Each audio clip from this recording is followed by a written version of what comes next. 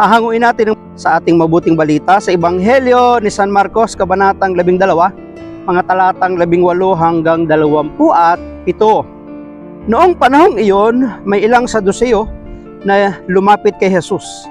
Ang Saduceo ay naninindigan na hindi muling bubuhayin ang mga patay. Guruan nila, naglagda po si Moises ng ganitong batas para sa amin. Kung mamatay ang isang lalaki at maiwang walang anak ang kanyang asawa, ang kapatid na lalaki dapat pakasal sa balo upang magkaanak sila para sa panganay. May 7 magkakapatid na lalaki, nag-asawa ang panganay at namatay na walang anak. Napakasal sa balo ang pangalawa at namatay na wala ring anak. Ngayon, sino po sa 7 ang kikilalanin niyang asawa sa muling pagkabuhay, yamang napangasawa niya silang lahat? Sumagot si Jesus, maling-mali kayo. Alam ninyo kung bakit? Hindi ninyo nababatid ang mga kasulatan ni ang kapangyarihan ng Diyos, sapagkat sa muling pagkabuhay, ang mga tao ay hindi na mag-aasawa. Sila'y magiging tulad ng mga anghel sa langit. Ngunit ang Diyos ay hindi Diyos ng mga patay, kundi ng mga buhay. Maling-mali kayo. Pagpalain ng Diyos ang pagkabasa ng kanyang mabuting balita. Ang Diyos ay hindi Diyos ng mga patay, kundi ng mga buhay. Ito'y mga katagang sinabi ni Jesus sa mga Saduceo na hindi naniniwala na mayroon pong muling pagkabuhay pagkatapos na ang tao ay mamatay. Ngunit ang ating Panginoong Jesus ay naninindigan na pagkatapos na mamatay ang isang tao ay mayroon pang kabilang buhay sa buhay na walang hanggan. Kaya nga nagbigay sila ng paghahalimbawa na ang isang babae na pangasawa niya ang 7 magkakapatid. Sa pagkabuhay na maguli, sino ba ang kikilalanin ng babae? Ang sagot ng ating Panginoon ay wala ng pag-aasawa sa pagkabuhay na mag-uli sapagkat sila'y matutulad na lamang sa anghel. Ang Diyos ang bukal ng buhay at pagmamahal. Nilikha niya ang sangkatauhan para matamo ang kaganapan ng buhay kay Kristo.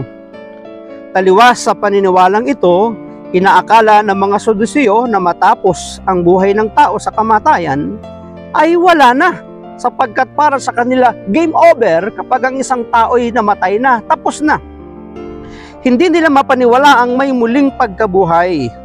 Ginagamit nilang argumento ang kwento ng babaeng naging asawa ng 7 magkakapatid para salungatin ito. Ngunit tinutulan sila ng ating Panginoon. Mali ang pagpapalagay ng pagpapatuloy lang ng buhay sa lupa ang muling pagkabuhay. Hindi nila nauunawa ang nawawala na ang limitasyon ng panahon pagdating ng kaganapan ng buhay. Mababatid na natin ang tunay nating pagkatao kasabay ng pagkagising natin sa mas malawak na kakayahang makipag-ugnayan sa kapwa tulad ng mga anghel sa langit. Dito natin matututuhan na nagmahal ang Diyos gaya ng ipinakita niya sa atin sa pamamagitan ng ating Panginoong Yesus. At makikilala na natin ang bawat isa mula sa kanyang pananaw. Dadaloy ang lubos na pagmamahal ng Diyos sa atin at magiging lubos din ang ating pagmamahalan sa bawat isa. Wala nang hangganan. Ang lahat ay kasama at kasali. So maliwanag na sa pagkabuhay na maguli ay wala nang pag-asawa sapagkat sila'y matutulad na lamang sa mga anghel. Na ano bang ginagawa ng mga anghel? Maga, tanghali, hapon, gabi, walang ginawa kundi magpuri. Mawawala na yung damdaming pangpisikal, kundi ang damdamin na mararanasan na lamang ng mga taong binuhay na maguli ay ang kasabikang palaging magpuri, sumamba sa Diyos na may likha, sapagkat siya'y palaging tatawaging banal, banal at banal. Kaya magmahal na tayo, hindi batay sa emosyon, kundi sa desisyong nag-uugat ito sa pagmamahal ng ating Diyos tulad ng kanyang pagmamahal sa atin. Maraming salamat at pagpalain po tayo ng ating Panginoon. Ang akin lamang palaging sambit, I love you with the love of the Lord. Bye-bye and bye-bye.